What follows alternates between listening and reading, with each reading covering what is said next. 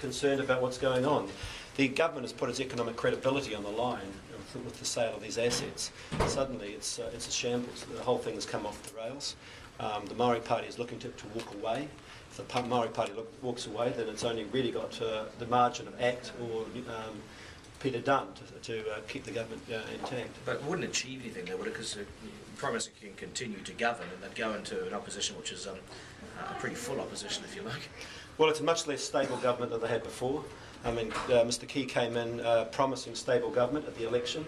Already in the first month, they're looking to lose one of their coalition partners. That can only make it less stable rather than more stable. Do you think they will walk?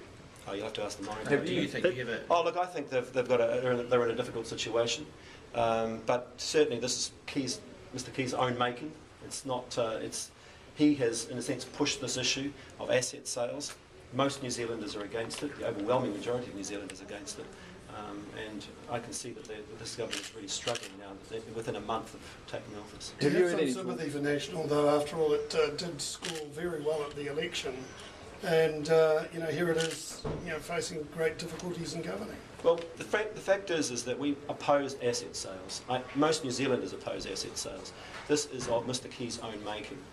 The fact that he hasn't thought this through. No, I don't have any sympathy for him. I mean, I don't think we should be selling our assets, and we'll be leading the charge against the selling of those assets. This is widening into an issue of water ownership. Who do you believe owns water in New Zealand? Well, the Maori Council has a right to be able to take whatever court action it likes. But the key issue here is that what has happened is that Mr Key has infuriated many Maori, and as a result of taking assets, his want to sell assets, and that's the most important. Does Labor have a position on water ownership? I think this is a key point here is to say that the Maori Council has the right to do whatever it wants to do, and the courts will hear that. Will obviously be governed by how the courts see it. But irrespective of that, who owns water in your view? Are you saying it's up to the courts? Well, on this particular issue and how they take this forward, obviously it's going to be up to the courts. I don't know the details of the Maori Council's action. It seems to be a number of tribes. Many other tribes have already had their own agreements.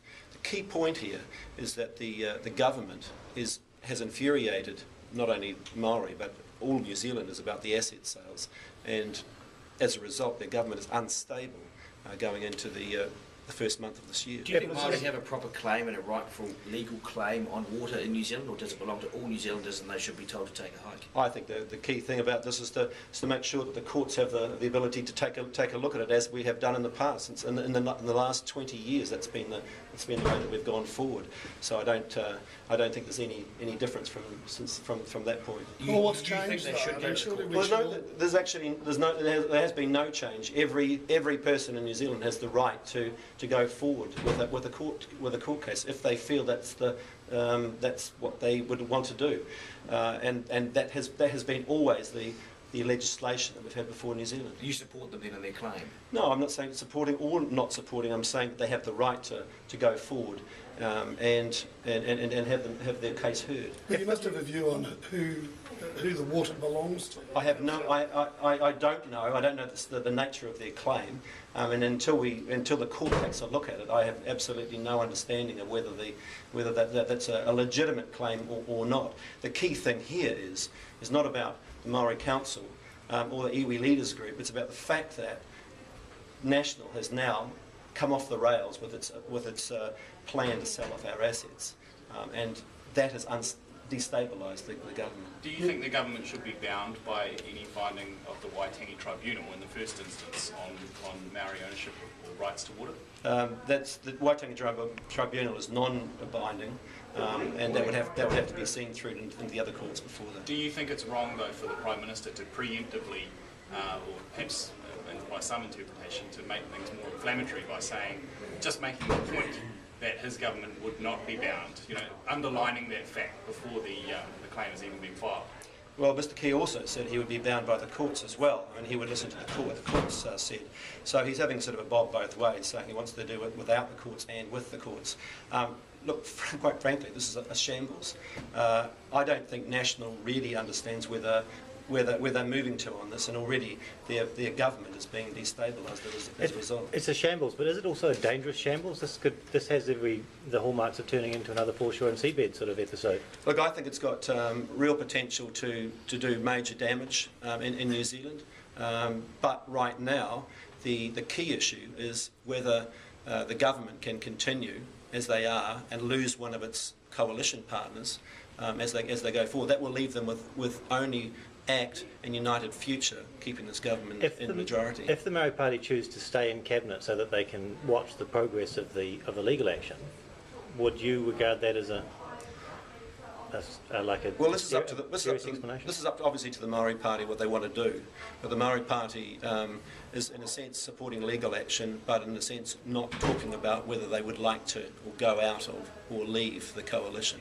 They've got to make up their mind where they stand on that. But do you believe that the Maori Party should have the courage? The supply arrangement very specifically excluded support for the partial asset sales program, so they're perfectly entitled, aren't they, to take that position?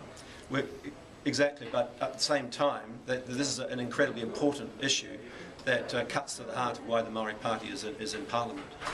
And while they are, that clause gets them out of it, they, in principle, you would expect them to be looking at the ways in which they can stand up for their principles. Well, if they do that, don't you think they should have the courage of their convictions and turn their back on the coalition government? Well, I think this is up to the Maori Party what they want to do, but it's a pretty untenable situation if they're standing up for this principle. Staying in a coalition arrangement is going to be very, very difficult for them, and that brings us back to the problem about the stability of government. Have you talked to them at all about what they might do? Do you have regular discussions with them? With the Maori Party? No, I haven't. Is this a dream start for you in terms of the government being on the back foot and everything turning to crap? Well, I think that the government basically has brought this upon themselves.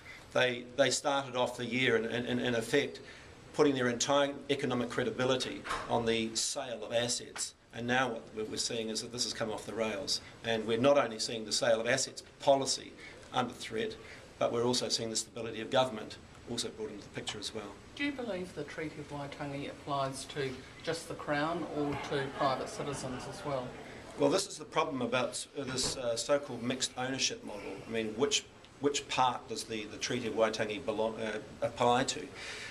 The problem with this issue is that the Crown and the way it is at the moment has satisfied New Zealanders for the last 25 years. People are comfortable with it. The only reason why the government is trying to bring in a change is so that the assets can be opened up to foreign ownership. That's the only reason they would want to do this. Do you think water should be vested in all New Zealanders in the Crown rather than just one people? Well, there's been a lot of different arrangements brought about in the past with tribunal decisions. There are some where it's a shared resource. There's some where with Tainui it's. And what's your view? I mean, I think on a case-by-case basis, it's worked really well up to now. We've got some good resolutions out. But like petroleum, which is vested in the Crown, do you think water should be vested in the Crown? Up to now, what we've seen with the tribunals that have ruled in the past, we've had settlements which have been acceptable to both Maori and to the Crown, and I would like to see that continue. What about water? Well, it's part of the process. You didn't answer Audrey's question. I mean, should treaty principles apply to private ownership? I can't see how these principles, if you like, can apply to particularly ownership that is offshore. I think offshore people it is the biggest problem for those who offshore and overseas investors wanting to buy New Zealand land and New Zealand resources, because they will want to have absolute certainty. For mum and dad Kiwi investors, there's not really a big issue. Do you think it's impossible for private shareholders who are partial shareholders to be bound by the Treaty of Waitangi if they buy into a state-owned enterprise? Do you think that's a possible solution? Well, I would have thought Mr. Key would have thought this through before he actually put this on the block. We have our assets on the block. We have an ill-thought-through policy that is coming apart at the seams. Just on mum and dad Kiwi investors, do you think they should be bound by the treaty, or Well, up to now, there's been no issue. Our policy is very much don't sell the assets. The problem doesn't come up. Yeah, but they're being sold. So do you think that Well, we're private trying- New Zealand investors should be bound by the Treaty of Waitangi, or those principles? Well, at the moment, where we have a situation, Maori and the mum and dad investors are familiar with, and have been familiar with the treaties, principles of the Treaty of Waitangi. It's the overseas investors which have the problem coming in and being worried about it, and that's what the Treasury has pointed out. I bet I get to be called. Yes, thanks very much.